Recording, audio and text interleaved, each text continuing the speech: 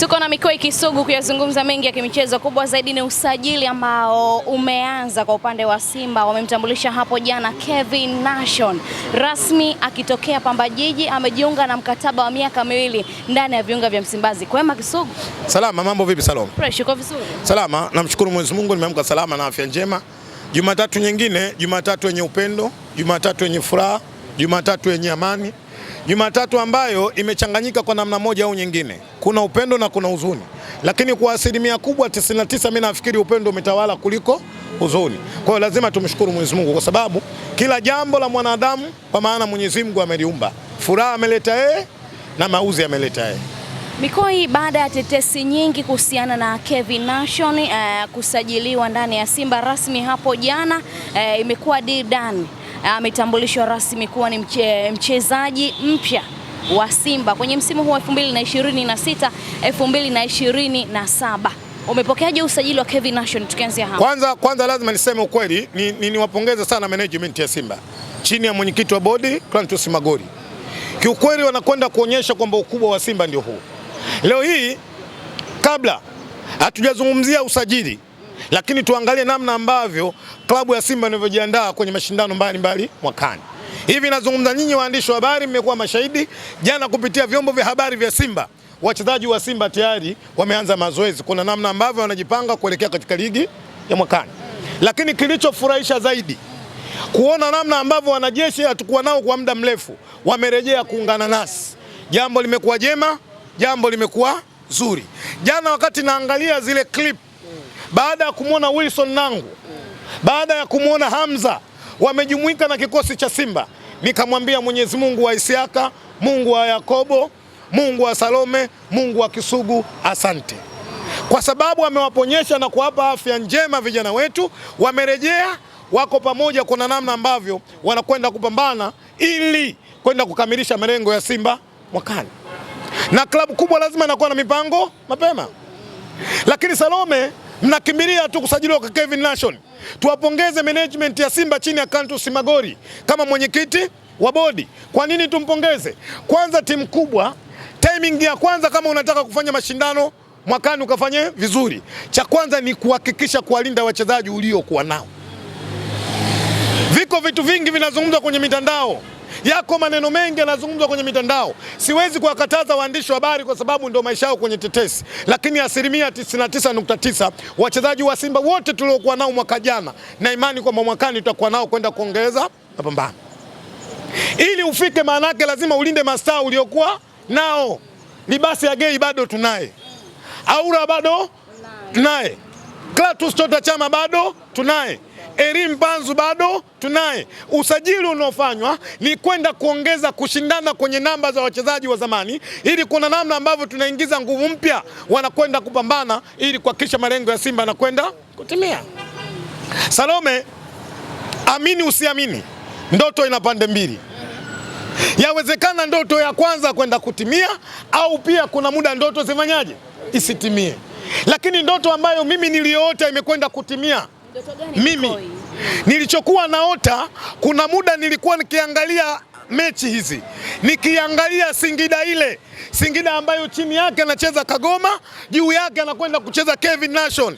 Nikawa naota kwamba umbiri huu mtakatifu huu lini nitauona katika klabu ya Simba. Nikawa natamani. Kuna muda mwingine nilikuwa najaribu kuzungumza, baadhi na viongozi wakasema Kisugu iko siku itakwenda kutimia. Na kweli siku imetimia, ni siku ambayo nilifurahi na nilienjoy sana baada kuona kurasa za Simba zinakwenda kumtambulisha Kevin Nation.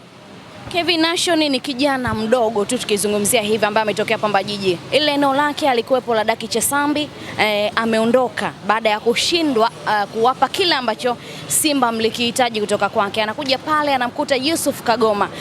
Nafasi ya Kevin Nation ndani ya Simba, unaona anaenda kufanya kile kitu ambacho mmekiamini kutoka kwake, kwa sababu tumeshuhudia wachezaji wazao wengi wanakuja kwenye vilabu vikubwa wanafeli. Moja, unapotaja Kevin Nation unakwenda kuwataja wachezaji wachache wapambanaji katika Jamhuri ya Muungano wa Tanzania. Nenda kumwangalia wakati anaanzia kucheza timu ya vijana. Kevin Nation alipambana kuna namna ambavyo anakaa kwenye first 11 ya timu ya taifa ya vijana. Lakini sehemu zote alizopita Kevin Nation zote, nenda kaiangalie ile Singida, nenda kaangalie Singida. Singida ile iliyotimia inaogopeka Singida, lakini Kevin Nation alikuwa anaanza kwenye hiyo timu. Moja katika timu ambazo zinaingia katika top 4 kuwa na wachezaji wageni wenye uwezo mkubwa, lazima uhitaje Singida. Lakini Kevin Nation alipambana ndani ya timu hiyo, alikuwa anafanyaje? Anaanza. Lakini nenda kaiangalie Pamba Jiji, Kevin Nation amepambana, anaanza. Mimi namwambia Kevin Nation, na yeye anajua amekuja katika timu kubwa, aje kupambana, aingie kwenye first 11 ili kuna namna ambavyo malengo ya Simba yanafanyaje, yanakwenda kutimia. Leo vuteni picha tu ya kawaida, Kevin Nation ndani, Yusuf Kagoma ndani, alafu mwalimu Steven Becker anawaambia kachezeni low block chini, nendeni mkakabe kuhakikisha Simba ipati madhara. Nini inakuja? Unaona picha gani Mikoyi? Nini inakuja? Hapa tukikaa tukisema tunaipongeza kamati ya usajili, tukisema tunakwenda kumpongeza mwenyekiti wa bodi Clatous Magoli, kuna watu wanaumia. Mimi Kisugu, kwa sababu sio mnafiki, nitasema mimi nitapongeza. Anayeumia ndio maisha ameyachagua ya kumia, waendelee kufanyaje? Kumia. Guys, tumeanza kutambulisha wamba. Tumeanza kushusha vyuma Mikoyi. Moja, tumemtambulisha kama ulivyosema Kevin Nation, moja katika midfield bora ndani ya Jamhuri ya Muungano wa Tanzania. Kuna msemo wa Swahili wanasema ili ni chera. Hili ni chera. Kinachokuja kila mmoja anaweza akazima simu zake akaamua kujifungia ndani akwenda kufanya maamuzi magumu. Kinachonisikitisha, kinachoniumiza kuona namna ambavyo viongozi wanapambana. Kinatoka kikundi cha watu wachache wa kihuni wanakwenda kupambana, kuona namna ambavyo haya wanaofanya viongozi wao wanakwenda kuyageuza kuwa mabaya kwa wanasimba. Kuna mambo tu yanaanza kujitokeza Mikoyi. Ndo kwanza ligi haijaanza bado. Moja katika watu makini Ali Mikoyi almaarufu Kisugu. Moja. Na ninachosema, kwa sababu siko Simba kwa sababu ya maslahi yangu binafsi, niko Simba kwa sababu ya maslahi mapana ya klabu ya Simba. Nikimuona mtu, nisikilizani vizuri nyinyi waandishi, nikimuona mtu awe Omar bin Nasor Mikoyi baba yangu mzazi, nikiamini anakwenda kutengeneza mpango kwenda kuisaliti Simba, sitakuacha salama, nitasema. Kuna mpango unatengenezwa Mikoyi? Salome, jana na hapo, wallahi mimi Muislamu, wabillahi watallahi, kuna kikao kimekaliwa cha kwenda kuhujumu Simba na kupanga mikakati ya ovyo. Kikao kimefanyika maeneo ya Kisutu, stendi ya mabasi ya zamani, na kimeongozwa na watu watatu. Salome, mimi sihisi, na muda wa hicho kikao ulianza saa 4 ya asubuhi shekhe. Kumbe asubuhi. Tanzania mimi tunaangalia World Cup, wengine wanakaa vikao saa 4 asubuhi. Nawaambia, niliwapa onyo, niliwaambia. Baadhi yao wakakaa kwenye kikao wakasema alichokisema Kisugu tuzingatie, wakaacha kukusanya namba za wanachama. Kikao cha jana kilichoazimiwa, kila mwanachama aliyohudhuria pale, watu 30, wapeleke picha zao, na nitasema kwa nini wanakusanya hizi picha. Watu 30 Mikoyi, picha za nini? Sema ukweli, hali ya kuwa unauma. Haya ni maneno ambayo Kisugu ameyapokea kutoka kwa kiongozi wa umma tunayempenda katika imani ya Kiislamu. Ukitaka pepo sema ukweli, acha uoga. Wapo. Kinachosikitisha kuumiza, watu hao walikuwa na nafasi kwenye Simba. Ni wana Simba, nilijua sio wana Simba. Na nzuri zaidi, wallahi ni hape, kila kikao chao mtu wangu anakuwepo kwenye kikao. Mbona shoshoshi na wewe pia? Kisugu anajasusi. Sitakubali kuona watu wachache, mimi nawaita wahuni, wanatengeneza mipango ya hovyo kwenda kusaliti Simba Sports. Wakati huu Salome wa kuhubiri amani kwenye Simba, wakati huu wa kuhubiri umoja kwenye Simba, wakati huu wa kushikamana ili kuhakikisha tunakwenda kutengeneza Simba iliyokuwa bora.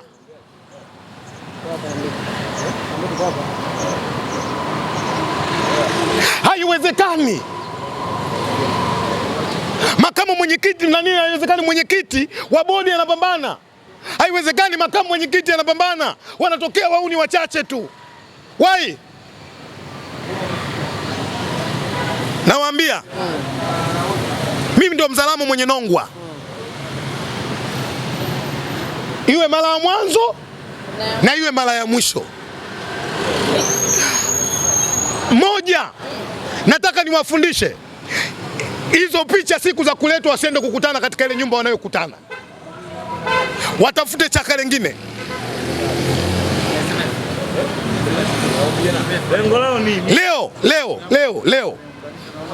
Leo watu wamekaa kusikia mazuri kwenye Simba, kusikia nani anatangazwa kwenye Simba. Watu hawalali mchana, watu hawalali usiku, wanapambana kuhakikisha Simba na kuwa imara, na wana Simba wanapata faraja, na wana Simba wanakwenda kufurahi. Hii vita wanayotengeneza wataweza?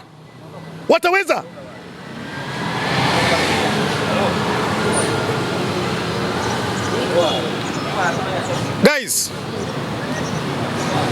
ninyi hiki mnachokifanya kiwe mara ya mwanzo na kiwe mara ya mwisho. Mimi umesema ni wana Simba waliwahi kuwa ndani ya Simba, lengo lao hasa ni nini? Kurejea kwenye Simba. Nyakati zimepita za kwao, lakini bado wanalazimisha kwamba wao, bila wao Simba haiwezi kwenda. Sio kweli. Nyakati Simba zinaanzishwa, yawezekana waliofanya mambo hayo hata wazee wao bado hawajaletwa katika hii dunia. Simba ipo na itaendelea kuwepo. Mambo ni mazito ni kweli.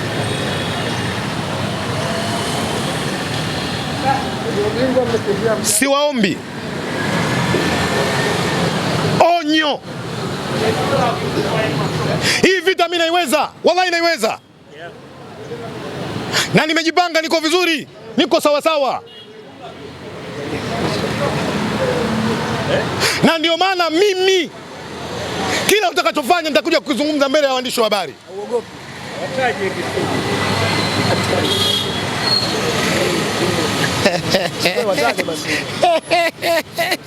Wakiona iklipu wataanza kucheka, watasema kweli Mzalamo ananongwa. Kajuaje? Najua.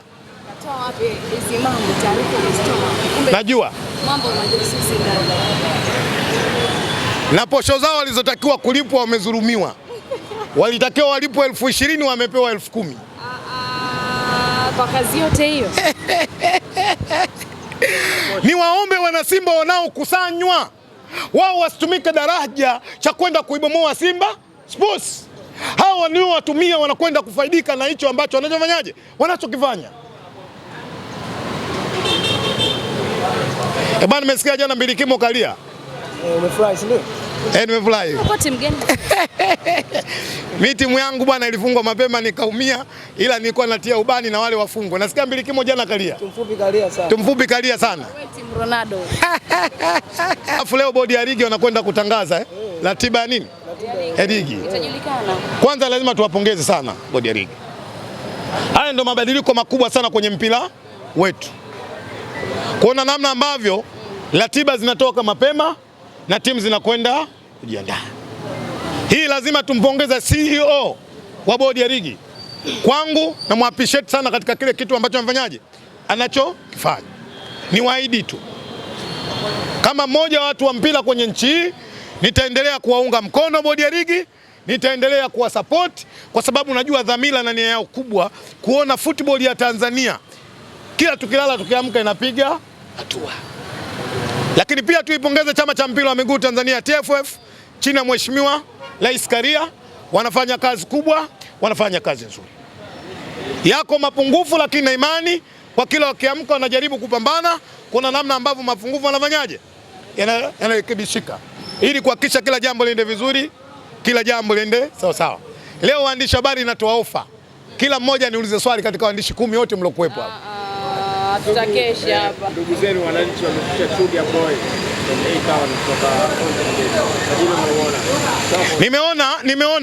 Nimeona kuna tofauti kati ya timu kubwa na kuna tofauti ya timu ndogo.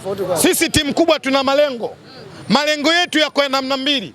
Kwanza tuna malengo ya kuhakikisha kwamba programu ya muda mfupi, lakini pia tunahakikisha tuna programu ya muda mrefu. Ya muda mfupi kuhakikisha klabu kubwa inakwenda kukusanya nini? Mataji. Kwa hiyo tutatumia watu wenye experience kubwa ili kuhakikisha yale mataji yaliondoka na fanyaje yanarudi. Na ndio maana mwaka huu tumepambana. Kwenye mataji matatu tumepata mawili. Inshallah kwa uwezo wa Mwenyezi Mungu mwakani tunakusanya la 3. Mwakani muda kama huu tunaongea tukiwa na mataji mangapi? 3. Hiyo ina maana gani kwenye usajili wa Chuga Boy? Hujanyoka mikoi. Kwamba Yanga wamesajili mchezaji ambaye hana experience kubwa.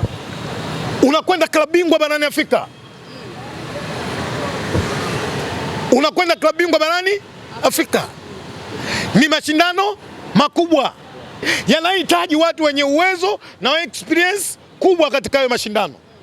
Wao kama wamesajili wao, lakini nimesema timu kubwa inakuwa na malengo yake kwenye mashindano makubwa. Sisi lengo letu kuhakikisha tunakwenda klabu bingwa barani Afrika, kwenda kufanya vizuri, kwa sababu siku zote nasema na nitaendelea kusema sisi ndio wenye dhamana kuhakikisha kwamba nchi inakaa salama katika mashindano ya kimataifa. Inshallah mwakani tutakwenda kufanya vizuri katika mashindano ya klabu bingwa barani Afrika, na ndio maana tumemleta Kevin Nash. Mmeanza matabaka mapema sana Kisugu. Hauogopi kuidhoofisha timu ya Simba? Mungu ametengeneza umoja na Mungu ametengeneza mbili. Matabaka sio kwenye timu tu, hata kwenye mfumo wa dunia Mungu alivyoumba ndio ameumba hivyo. Sisi Waislamu katika aya moja kule ayyuhal kafirun, Mwenyezi Mungu kuna maneno anasema lakum dinukum waliyadin, kwamba wewe una dini yako na wao wana dini yao. Ni maumbile ambayo Mwenyezi Mungu ameyatengeneza, lazima msigano na mpishano wa kimawazo yawepo. Tumaliza na hiki, kuna chuma kimoja kinatajwa kutua mitaa ya Msimbazi kutokea Male. Ibrahim Dombia, takwimu zake tu kidogo zinashtua kwenye msimu ambao amecheza magoli 20, assist takriban 5. Mikoi Kisugu, Simba mnataka nini msimu? Kwanza rekebisha Salome kauli yako. Usiseme kuna chuma kinatua, sema kuna vyuma vinatua. Sasa tunakizungumzia kwanza hiki. Tunamzungumzia Ibrahim pekee. Aliyelala usimwamshe. Ukimwamsha utalala wewe. Salome, yawezekana unachozungumza uko sahihi, lakini naamini kwamba tuwe na subira, nyakati sahihi zitafanyaje, zitafika. Kikubwa nichukue nafasi hii kupitia nyinyi wafanyakazi bora, kwa maana ya waandishi wa habari, waambieni wana Simba, kila mwana Simba hakikisha simu yake na nini ina bando. Kila saa 7 unapakua, unaingia kwenye app ya Simba, unakwenda kuangalia vyuma ambavyo vinaingia wapi Simba. Leo hii vuteni picha halisi kwenye kichwa chako. Iangalie Simba ya mwaka jana, hakuna mchezaji anayeondoka ambaye aliyekuwa anaanza kwenye first 11, alafu kuna vyuma vingine vinaongezeka. Maana yake ligi ya mwakani tunakwenda kwa mabingwa wa ligi NBC, tunakwenda kwa mabingwa wa CRDB, tunakwenda kwa mabingwa wa Muungano, na tunakwenda kucheza fainali ya klabu bingwa barani. Mapema tumikoi. Wewe uliza swali. Mapema tu. Bwana Kisugu, hapa kwenye mitandao ya kijamii ndugu yangu uko live kupitia kwenye akaunti yako hapa. Watu wanauliza Faisal vipi? Kila mwaka mnaimba, lakini wanaimba waandishi wa habari, sio viongozi wa Simba. Hakuna kiongozi wa Simba aliyewahi kusimama mbele ya hadhara ya watu akamzungumzia Faisal Salum. Lakini leo ukiniuliza, sio mimi, ukimuuliza mtu yote wa mpira wa klabu yoyote, kila mmoja anatamani kuona namna ambavyo anapata huduma ya Faisal Salum Faitoto. Binafsi niseme Faisal ni mchezaji halali wa Azam Football Club. Thamani ya Faisal kwa namna ambavyo ninavyojua mimi, hakuna klabu nyingine yoyote Tanzania yenye uwezo wa kwenda kufanyaje kumnunua. Al Ahly Tripoli bro wamewekeza dola milioni 4 sawa na bilioni 10 za Kitanzania. Mwamba Yusufu Baresa, Mwamba Abubakari Baresa wamesema hapana, hatuhitaji pesa, tunahitaji kuna namna ambavyo timu yetu inakwenda kufanya vizuri. Kwa hizi tetesi zipo, lakini mimi ninachojua Faisal Salum ni mchezaji wa halali wa Azam Football Club na mchezaji ghali. Siamini kama tunaweza kumngoa Faisal Salum kwenye klabu ya nini ya Azam. Kinachofanyika, baadhi yenu waandishi wa habari msioitakia mema Simba Sports, mnakwenda kutengeneza propaganda za kuona Faisal anahitajika na Simba, ili akikosa kuja Simba mupeleke ugomvi kati ya management ya Simba na mashabiki wa Simba. Niwaambie mashabiki wa Simba, Faisal Salum ni mchezaji halali wa Azam Football Club. Asante Mikel. Memaliza.